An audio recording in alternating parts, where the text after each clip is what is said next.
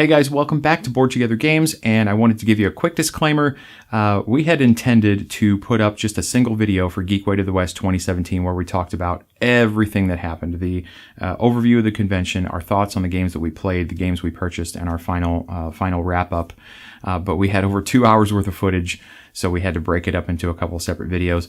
And this video is for the games that we purchased and our final thoughts and wrap-up for the whole convention. And I just wanted to also note that we're going to have links in the description for every game that we talk about in this video. We're going to link every game we talk about in the other video. You're going to want to check that one as well. I'll link that video in the description. And all the games will be linked in the description if you want to pick one of those up and purchase it and play it for yourself. Just wanted to throw that out there. Quick disclaimer. Thank you guys and enjoy the rest of the video.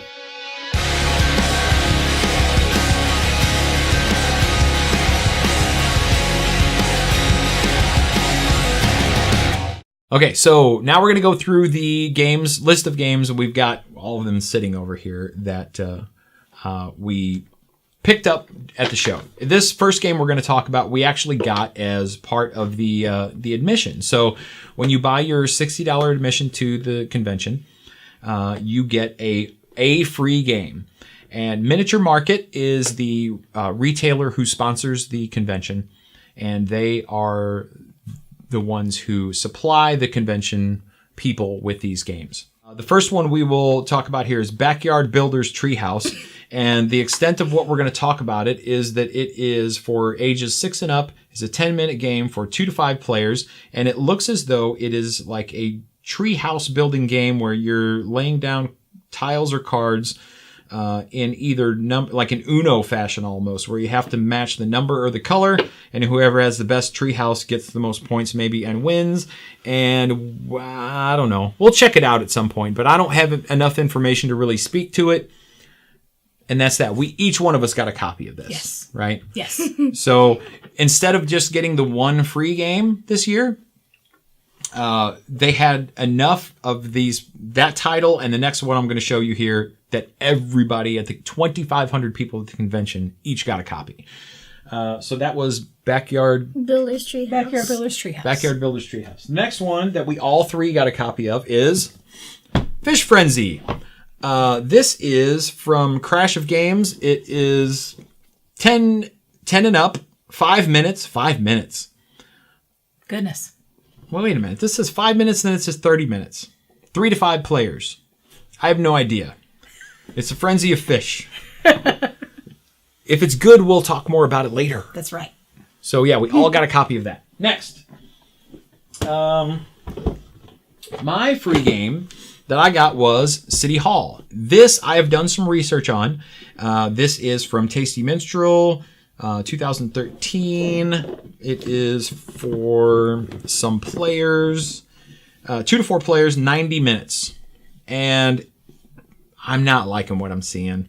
And I'm kind of bummed out because I love Tasty Minstrel games. They do a lot of great European-style board games, strategy games, heavy to light. I mean, they're kind of all over the place, but they do a lot of those kind of games. And it just doesn't look very good. It's a very economic game, which I don't mind, but this one just doesn't look very interesting. The board is very bland. I may try it at some point, but it's going to be a while before this one gets played, I'm afraid to say. That's City Hall. Anything to add on that one, guys? No. I don't know anything about it, so yay. Yay. So this is the one Ryan got. Ryan, tell us about what this game has to offer.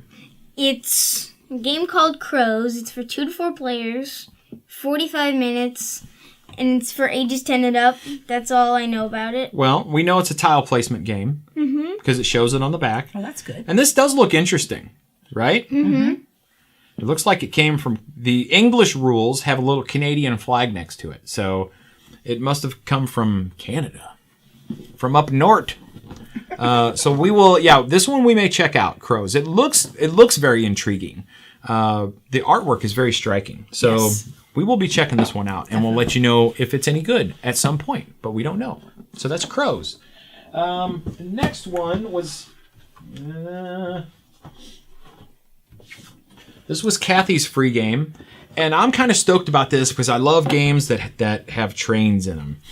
I don't like collect trains or anything like that. I'm not a train guy, but train games, I don't know what it is. They just they're very intriguing to me. This one looks pretty heavy. Kathy, why don't you tell us what's going on as far as what people can expect on that? It is 2 to 4 players. It's 12 and up, and it says it plays in 30 to 45 minutes. Oh, wow. And I don't know very much about it. I don't think it's as heavy as we originally thought, because as I punched the game, it's actually looks like it's a lot like. You punched the game? Yes, I did. I punched the game. It looks like it's game. a Carcassonne style game. It's all tile laying, yes. So all of there's a picture on the back, and if you can see, there's tiles. So it's looks like it's going to be very much like Carcassonne. Well, let's hope so. I'm looking forward to actually getting a hold of this game. At first, I was afraid it was going to be a little too heavy, and it might take a while to get to the table, but I think it's going to be quicker than I thought. So I'm looking forward to it. Good deal. Days of Steam. Days of Steam. Okay, so now we're getting into the ones that we actually spent money on. Right. So hopefully these are gooder. Let's talk about this little guy. Fuji Flush. We mentioned this in our games that we played. And we did play this one. And this is a card game from designer Freedom and Freeze. It is for, what did we say it was? 3 to 8? Yeah, 3 to 8 players. 8 plus, 15 minutes roughly. And I think that's accurate. 15 minutes. Although I think that could go up considerably if you get all the way up to the 8 player count. Right. And that goes into what I wanted to say about this real quick, and then I'll let you take over, Kathy. I thought this game was really fun. I'll kind of let you describe it, but I feel like this game's definitely going to be better with a bigger player count. So why don't you tell us more about how that game works? So each player gets, I believe it was 6 cards in your hand. Yes. And then the way the plays turn is you play a card. It's got numbers from 1 to 20 on it, or 2 to 20. I believe it's 2 to 20. Yeah, 2 to 20. Yeah. And so you play a card, and then each person in succession plays a card. And whenever a card gets played that is higher than your card, you have to discard your card and draw another one. A new one. What the goal of the game is to be out of cards. Right. So what you want to do is be the highest card at the end of the round, and then you can discard your card and not draw a new card. Right. So that's kind of how the play goes until one person runs out of cards. Let's see. What else should we say about the game? I really enjoyed the game. Yeah. This is definitely, I'm glad that I purchased it. I had a really good time. I believe it's going to be better at higher player counts just because there's more opportunity for more numbers to be played within the round, so that you can have a potential to be the winner in that round and not necessarily have to discard. One of the things that's kind of a caveat to the way that you play is that if someone plays, for instance, a 5 and you're next and you have a 5 as well, you can play your 5. And what that does is it adds the cards together, and now you as a team have a 10. So you are now higher than, say, someone's 4 that someone played. So, or even a 9. Or even a 9 that someone played. So if someone played a 9, you played a 5, you're below and you get to keep your card. Then the next person plays another 5. Now you have a 10, and the person who has the 9 has to discard that card and draw a new one. So it's kind of fun. And if you make it through, then both you and that other player that had a 5 both get to discard your card and not draw a new one. Correct. So it is very unique. And I think this, like we said, at the higher player counts, it's going to have much more of a chance to get those moments where it's just everybody's just yelling and laughing out loud. Whereas with the smaller player counts, there's less opportunity for that kind of thing to take place. Right. It's still a good game, but yeah, I'm definitely thinking the bigger player count's the way to go on this one. Ryan, what did you think of Fuji Flush when we played it? At first, I thought it was pretty spread out, because that's probably because not spread out. It would be too random. Oh, but right. I probably wasn't listening to the rules when you were teaching it. That could be. that happens from time to time. From time to time, yeah. And as we started to play it, I kind of understood what we were doing. Sure. So, liked it? Mm-hmm. Okay, good deal. Good. Yeah. So, Fuji Flush, especially for price point. Absolutely. Super cheap, inexpensive little card game. Quality, though. I'm not saying it's a cheap definitely production. Quality. It's an inexpensive game that's easy to pick up and easy to learn. So that's Fuji Flush. Yeah. Next, we have Get the Cheese. This is from Stronghold Games. It is for 3 to 5 players, 8 and up, 15 minutes roughly. Kathy, I'm going to let you talk about this one. I honestly did not get a description of this one, so I'm not sure what it's about. I got a vague description of it, and Another card game. It's another card game. Basically, what you do is you play cards in sort of a circle, and that is the cheese. And the cheese, each of the cheese cards has a number value on it, and then you are going to be playing cards from your hand that could be a mouse who's trying to get the cheese, or you could potentially play a cat that could get someone else's mouse to keep them from getting the cheese. And there's even dogs that can keep your cats from getting your mice. So it's a game. They say it's a game of cat and mouse and dog. So dogs. Yes, dogs. Cool. Well, we'll definitely check that one out. And again, this is definitely family style game, so it's in our wheelhouse. If it's good, we'll bring this back to you and let you know if it's worth picking up. And let you know if we got the cheese. Yeah. It's another inexpensive one though, and it looked cute and fun, so that's why Kathy picked it up. Right. I think. Yeah. So that was Get the Cheese. And so we're going to move on to, let's do this one next. This is Granja No Siesta. So this is the baby brother to one of the bigger strategy games called Granja. And this is called No Siesta, and it's the dice version of that game. So there's a mechanic in that big heavy game that involves dice rolling, and this is that mechanic put into its own game. And this really does. This is for anybody. Absolutely. This is one of those games that you call a roll and write. So dice are rolled, and there's drafting too. So you roll a big group of dice, and the first player drafts one, and then the next player takes it. And then you basically on this game, you're just marking things off on a little player sheet. And you can mark certain things off in a certain order, and then you get special abilities, and different things give you different points, and there's multiple strategies that you can choose to win this game. Mm-hmm. I've actually owned this for a while. And we play it quite a bit. And it is something that we're going to cover at some point on this channel because I feel like it really is simple enough that anybody can grasp this thing down to, I would say, 8 years old. Probably. It's really not that hard. No. And again, it's dice, and the components are really pretty in this. It does have the player sheets that you tear off and you throw away, so it's going to be one of those things that you might want to laminate something. But yeah, this one Kathy picked up this because she played my copy, and really liked it. I am looking for I think it's 2 to 4, isn't it, Ryan? Mm-hmm. No, I think it's 1 to 4. Oh, no, that's right, 1 to 4. 1 to 4, yes. Solo variant in this game as well.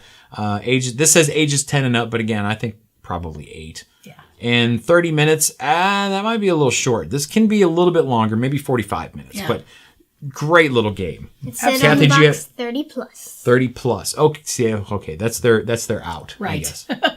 So is that pretty accurate as far as why you picked that up? You just liked it? Yeah, when we played it, when I played your copy of it, I really enjoyed it, and I had decided at that point that I would probably pick it up eventually. And since it was available at the convention, I took the opportunity to purchase it. So cool. Yeah. Pigs and donkeys. Pigs and donkeys in La Granja No Siesta. And siestas. So next we have Honshu. Honshu is from Renegade Game Studios. These guys pretty much don't know how to make bad games. I don't think they're able to. Why am I having such a tough time finding 8 and up, 2 to 5 players, 30 minutes. And I don't know if that's accurate or not because I have not played this yet. I've seen it played. I've seen a run through. This is a card game that is kind of a hybrid card/tile laying game. So the cards are the tiles. You're playing them down on the board. They have different squares on them. And I'll have pictures up for you to see here that have different landscape types. And you're going to be laying these cards out in a certain way to score the most points, again, by having different areas or landscape types next to each other. And it's very unique how you can place the cards. You can overlap, which is kind of cool. Looking forward to this one. Don't know a whole lot more about it than that, but it looks neat. And that is Honshu from Renegade Game Studios. And who is the designer on this? Is it... Yeah, I'm not going to pronounce that. Honshu. Honshu. Okay. Yeah. Next we have the Biergarten. Kevin's going to punch me in the face for not pronouncing the German stuff correctly because my last name is German. So anyway, this is Biergarten, and we played this the other night actually after we got back from the convention. This is another card game similar to what we just talked about, Honshu, with laying cards out on the table. Although this has very strict rules about how you can place your cards on the table, and you have a very limited number of them to choose from. 2 in your hand, and then you draw a third one either from a few face up, or off the top of the deck blind. And you're matching up little shields that are around the perimeters of these cards of 4 different colors to make matches and score points. It's a very quick game, but it's a thinker. This one will make you scratch your head for being such a little simple card game. It really does. You only play to 15 points or even 10 points. There's a short game that only goes to 10 points. Oh. And it's pretty accurate as far as the time. It says 20 minutes. I think that's about right. 2 to 5 players on this.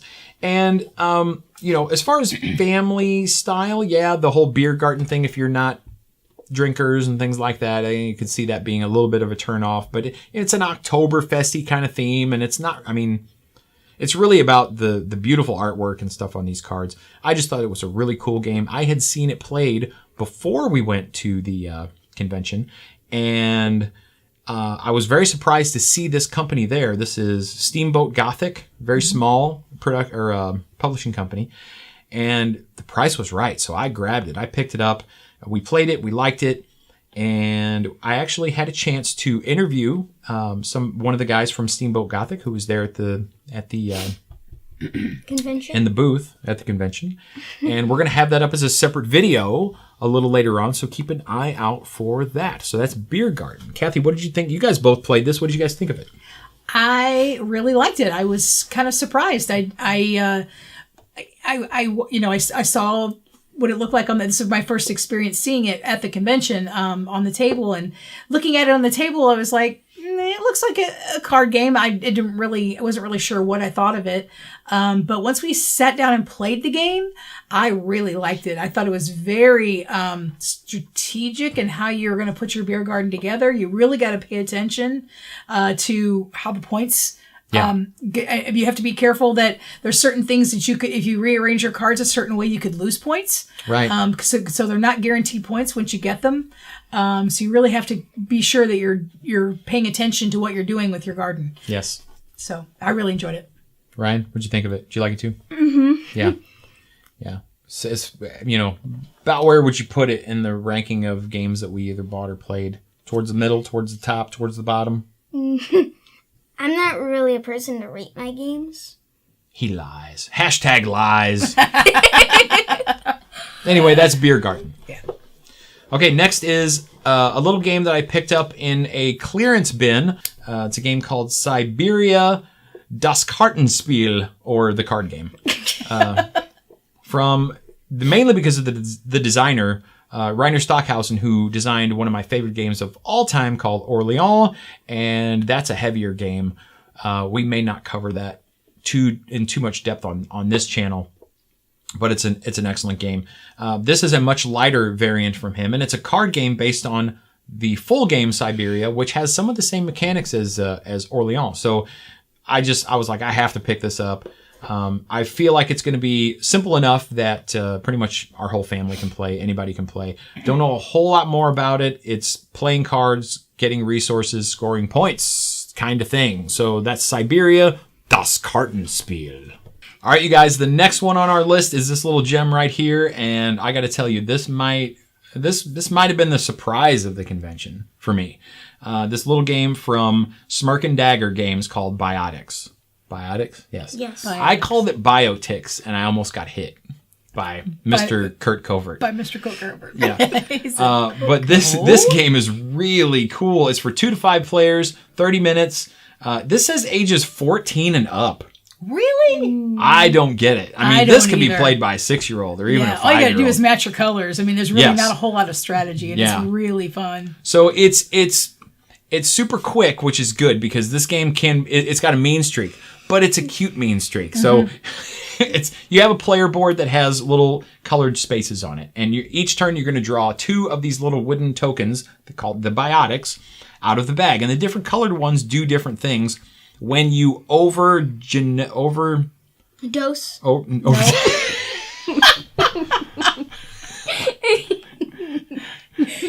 That's not even a blooper.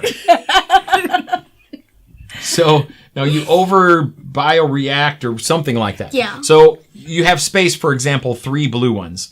as soon as you take a fourth blue one or are given a fourth blue one, they explode and they do something typically negative. There's only one color, and I think it's red that does something positive. The rest of them do something negative. Right. And I got to tell you, we played this at the convention. We've played it a few times already since we got back.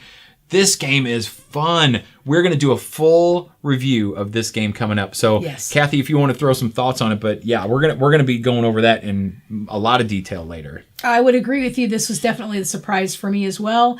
I am not the kind of person that enjoys a take that type game anyway. Yeah. But this game is so quick and lighthearted and cute that it's more funny than anything else. Like, you laugh when someone does something to make negatively to you because you're like, oh no. Sometimes.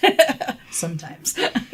But yes, it's a very cute game. I really enjoyed it. Yeah, definitely a good game. Yeah. Really glad I picked it up. Ryan, you agree, I'm sure. Yes. Right? Yeah. And you'll be joining me on the full review for that one. Yes. And maybe Kathy as well. I We might don't know. too. We'll see about that. It is her game, so I feel it's only right.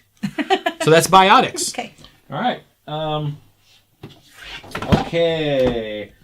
Let's talk about Fields of Green. This was we did a full playthrough of this, instructed playthrough at the convention.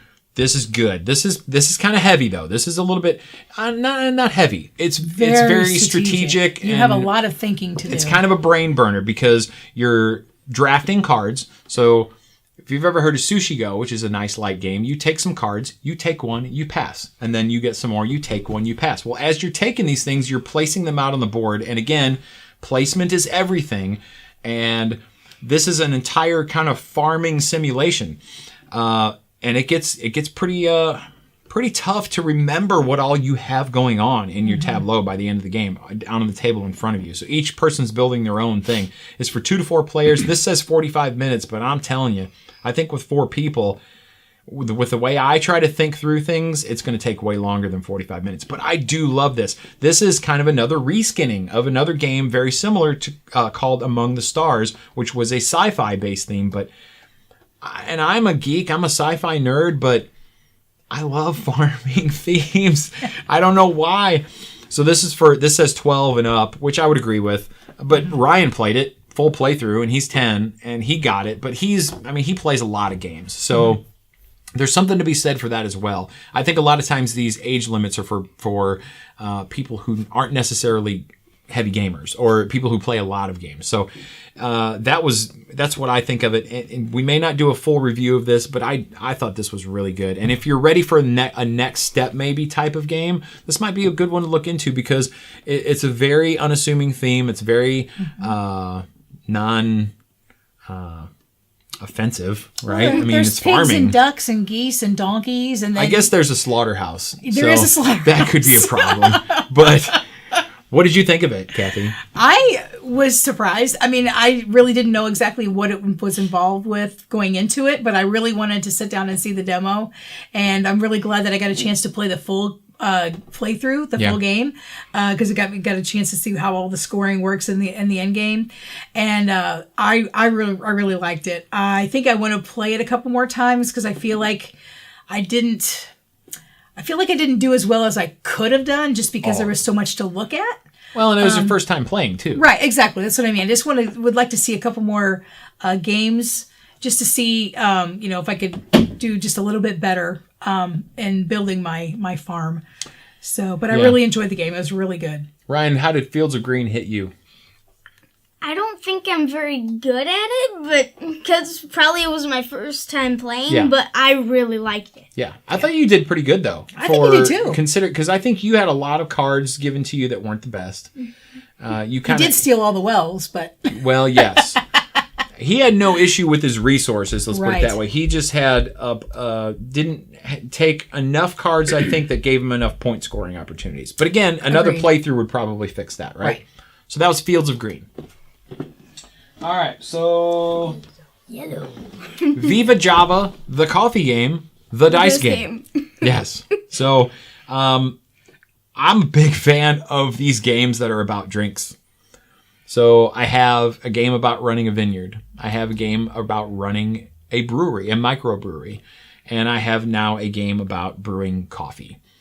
This is a little brother of a bigger game called VivaJava, the coffee game. That was the first one to be released, and it's a kind of another heavier strategic game. And this is the simplified dice rolling version of that. This is another one of those roll the dice and then mark something off on your sheet of paper, a roll and write type of game. It's kind of strategic. I mean, there's quite a few decisions to be made in this one, kind of like the No Siesta, Granja No Siesta we talked about earlier. Maybe even a little bit more so. But that's about all I know. I've seen some of this game played. It's got a very interesting artwork. And this is one that I think once we play it, I'll probably have more to say about it. And Kathy, you pretty much know nothing about it. I know nothing about the game, but I'm looking at the back of the game that shows some of the components, and it looks really interesting. And from what he's said so far, I think it's going to be something that I will enjoy. What are the stats on that one? Let's see. It's 1 to 4 players, 13 and up, and plays in 30 to 45 minutes. Okay. And Ryan, you're the same, right? You don't really know anything about that one yet. So we'll let you know what we think of that one. But it's dice rolling. It is and dice I rolling. like dice rolling. Yeah. So do I. I'm with you. This next one is another one that I don't really know a whole lot about. I have seen a little bit. So I know it's an auction game and kind of a bidding game. It's called Coin Quest. This is for 2 to 5 players, 12 and up, 30 minutes roughly is what it's saying. And it's coins in a bag, drawing stuff out of the bag, placing it on an auction style board, and that's about all I know. So again, this is one we're going to probably have to get back to you on, but that is Coin Quest from R&R Games. All right, next one is Flatline. Flatline is a real-time game that is a sequel to a game that came out a couple of years ago called Fuse. We do not own Fuse, but Fuse looks like a really cool game. So real-time games involve typically a timer, and many times they are cooperative games. This is a cooperative game for 1 to 5 players. Does have a solo mode. 13 plus, which is probably way higher than it needs to be, and 45 minutes, which is probably right. In the younger brother game, Fuse, you're rolling dice to defuse bombs, and each player can contribute certain dice to the cause by having bomb cards in front of them, and you defuse the bomb. The theme in that is very abstracted, as it is in this one, because this is the follow-up in which you are now treating the patients who got injured by those bombs. And again, there's no photography, there's no artwork, other than just graphic design on this game. So there's nothing to take you away from this theme other than the theme itself. I mean, the look of the game would tell you nothing about what I just described. So very abstracted.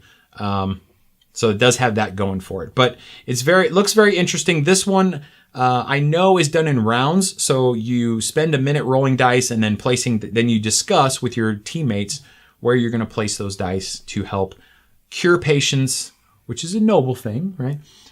And ultimately win the game. But it does have some strategy to it. This could be a little bit heavier. We'll have to figure this one out, but it looks really good. I've been wanting it ever since it came out. We'll let you know what we think of that when we play it. That is Flatline. Next we have a game called Rome, City of Marble. This is a 60-minute game for 2 to 4 players, aged 14 and up, and I'm not sure how accurate any of that is. I know very little about this. Kathy actually picked this game up on the last day of the convention on a closeout from R&R Games, and tell us what drew you to that one. Because it's a tile laying game, and tile laying is one of my favorite mechanics. I don't know a whole lot about it, but when they were describing the game to me, it sounded like it was something that I would really enjoy. So I'm looking forward to getting this to the table and seeing exactly how strategic or how gateway it might actually be. Yeah.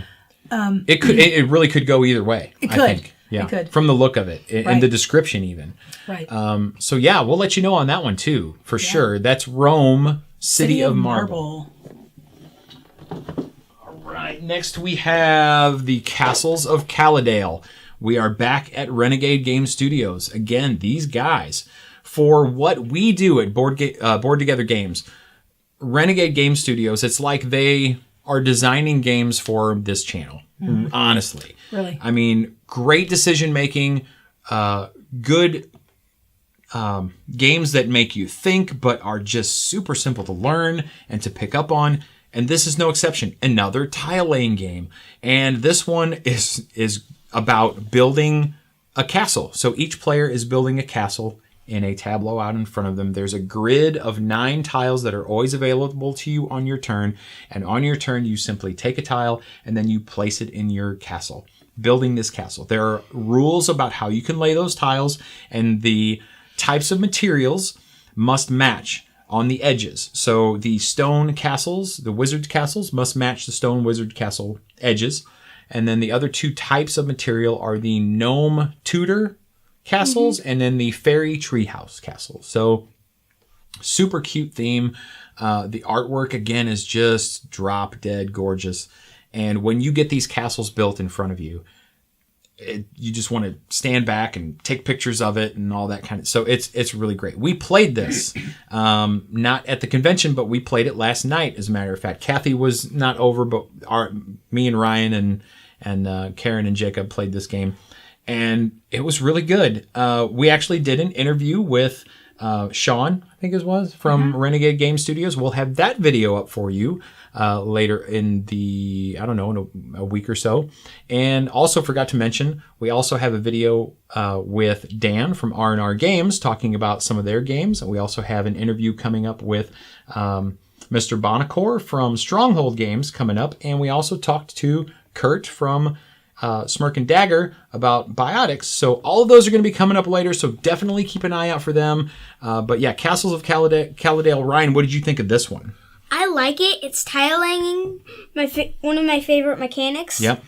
And I like that if you don't have the edges all matched up or all closed off, yeah, you could lose points. Yes. And I did.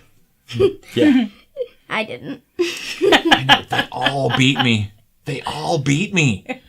This is harder than... No. Yeah, he won. This is harder than I thought. It looks simple, and it is simple, but man, this is a very unassuming game, I'm telling you right now. So we are going to review this one later on for sure. Full review, and Kathy, we'll definitely get you over to play this one coming up soon so you can get a chance. Wait. Yeah, so that's Castles of Caladale. Next, we have Fabled Fruit. This is from Stronghold, and this is great. We also played this. We played 2 last night. We played with our family. We played Fabled Fruit, and we played Castles of Caladale. Fabled Fruit from designer Freedom and Freeze. This is for 2 to how 2 to 5. many? 2 to 5. And it is a card game with some very simple worker placement. This game honestly could be played by anybody, I think. I'm going to look at... Oh, it says 8+. I would say maybe even 7. I don't know about 6. It's right in that range, though. It says 25 minutes.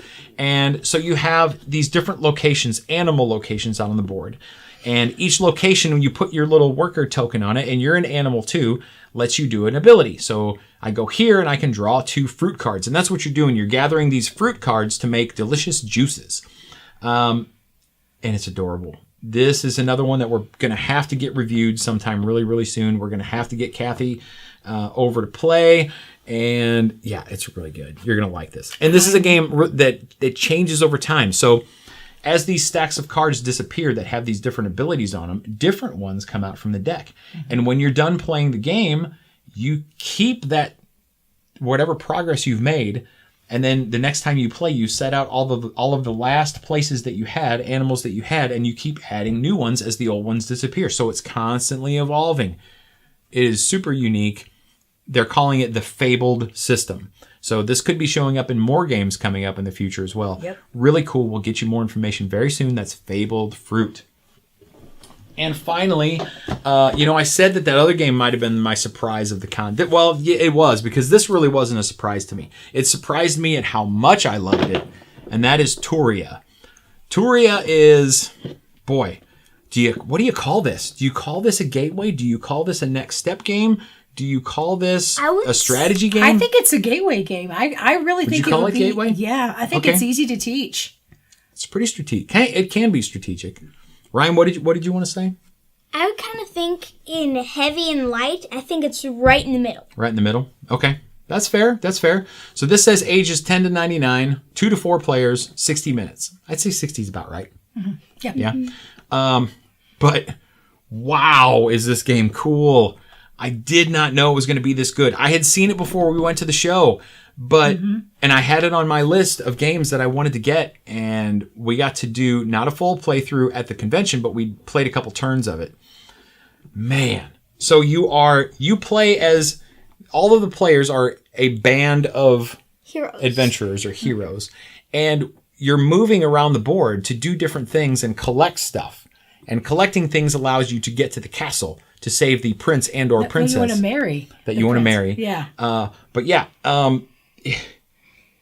But you travel together. So on my turn, I'm moving this token around the board and farther away maybe from where the next player wants it to be. And you got to pay money the farther you travel along this board. So there's that going. And then you've got these 4 little towers in the 4 corners that every time you take an action, you spin one of them, which changes what the other players are going to be able to do on their turn, because now they're seeing different things that are on the sides of the towers that are facing them.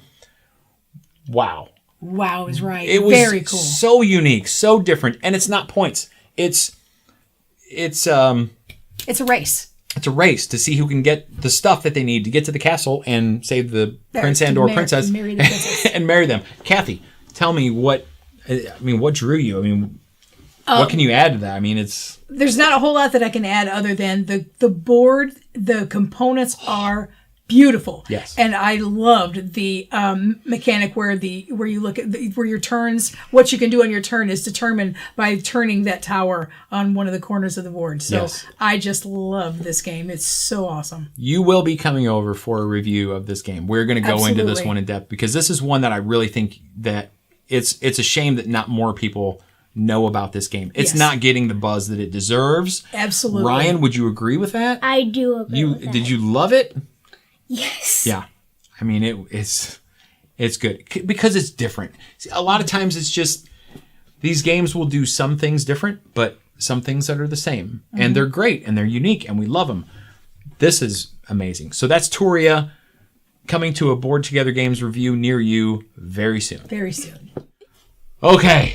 We got through them, everybody. That's everything that we played, everything that we bought at Geekway to the West 2017. Yes. And I got to tell you guys, even if you're not heavy gamers or people that play a lot of games, for $60, you get free games. You get 4 days of gaming. You meet new people. We met so many new people that, that we have something in common with right out of the gate. And I can't tell you how surprised I was. I mean, I knew I was going to have fun, but it was better than I thought. I honestly thought going in that this convention was going to be our little local convention that was going to have some people and a few games in the library to play and a couple of things to do, but it would mostly be about bring your own games and just find some people to play with and have an excuse to play. I couldn't have been more wrong. That's right.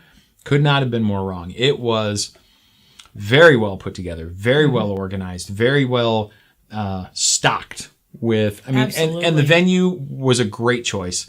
Again, I don't have any frame of reference from years past, but I know the venues used to be a lot smaller. It was more cramped. The food wasn't as good. Nothing. I mean, it was an upgrade on all counts. So kudos to them for making that jump to the bigger venue. I think it was the right decision. We never felt crowded, but yet it was always full and bustling with people, and it was good. And because I don't like being closed in, cramped. That bothers me, and I didn't feel like that at all, really, at any time. So yeah, definitely going back next year. Yes. And if you're even remotely interested, I would suggest for $60. I mean, you can't take 3 people to the movies for less than $60. That's right. You know, if you're buying popcorn and things like that. So thank you guys so much for sitting through this entire video. Hopefully you did. And you'll be seeing these reviews and interviews and all these other things coming out soon. As always, if you like what we're doing, like the video, comment, and subscribe to the channel. We would very much appreciate it. And please go see Gamer Thredz. These shirts that they're making at Gamer Thredz are just awesome. I wear them every time they're clean. I've got one on and I'm wearing it out because and we got comments on those at the show. So yeah, they're great. So check those out. If you're into games at all, you're definitely going to find some clever and unique items to pick up over there. So go ahead and click on that link down in the description. And again, we thank you so much for watching. And remember, guys, if you are bored together, Bored together. We'll see you next time. Thanks for watching.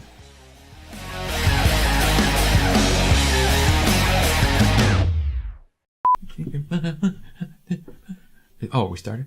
Cameraman Kev! He's just over there. You can't see him right now. Kevin's not very nice sometimes. Kevin's giving me the... He licks, he sticks, he rubs the ball. All right, you guys, the next... You fired! Ow! Wow.